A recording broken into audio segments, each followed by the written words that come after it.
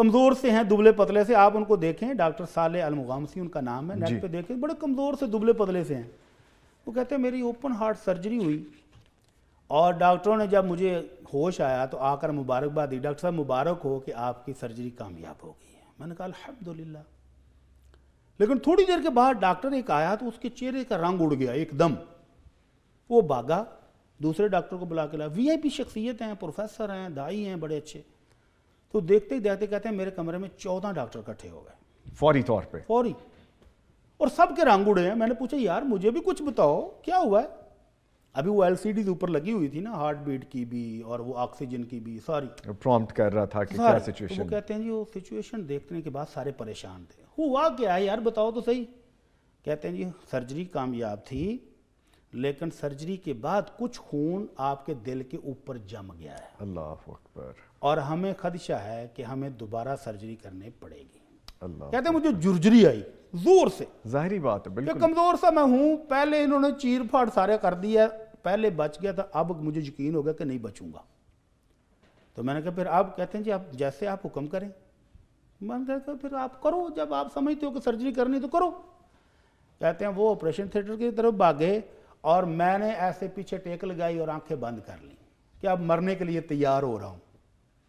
اتنے میں ایک نرس آئی اور میرے کان میں آ کر کہتی ہے ڈاکٹر صاحب صلی علی محمد صلی اللہ علیہ وسلم. آپ نے ڈاکٹروں کی مان لی ہے، دوائیاں کھا رہے ہیں، سب کچھ کر لیا ہے، تو جو نسخہ اور وظیفہ امام الانبیاء صلی اللہ علیہ وسلم نے بتایا تھا وہ بھی کر کے دیکھ لیں. تو کہتے ہیں مجھے فوراً حدیث یاد آ گئی کہ نبی کریم صلی اللہ علیہ وسلم کے پیارے صحابی ہے تو ابی نے پوچھا تھا اللہ کے رسول میں دعائیں کرنے جب بیٹھتا ہوں تو دعا سے پہلے، دعا کے درمیان میں، آخر میں درود شریف کتنا پڑھوں؟ تو آپ نے فرمایا ابی تمہاری مرضی ہے، جتنا مرضی پڑھ لو. کہنے لگے جی چوتھا حصہ کافی ہوگا.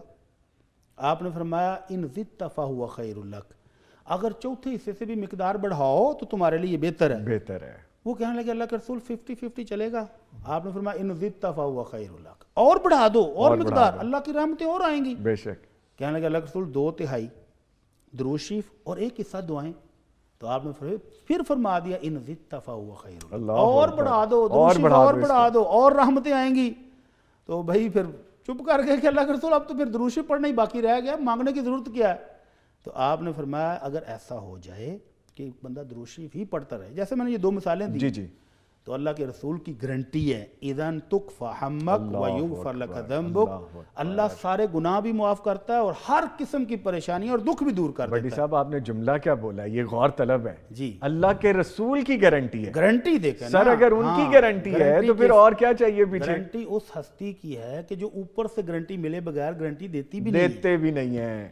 تو وہ ڈاکٹر صالح کہتے ہیں کہ جب نرس نے میرے کان میں آ کر یہ کہا کہ ڈاکٹر صاحب درود شریف پڑھیں، تو مجھے فوراً یہ حدیث یاد آ گئی کہ درود شریف پڑھنے سے اللہ ہر غم دکھ دور کر دیتا ہے. کہتے ہیں میں نے ویسے ہی آنکھیں بند کی ہوئی تھیں تو درود شریف پڑھنا شروع کر دی، اللہم صلی علی محمد وعلی آل محمد. کہتے ہیں میں آنکھیں بند کیے پڑھتا جا رہا ہوں. ڈاکٹر جب تیاری کر کے واپس آئے تو ڈاکٹر کی چیخ نکلی.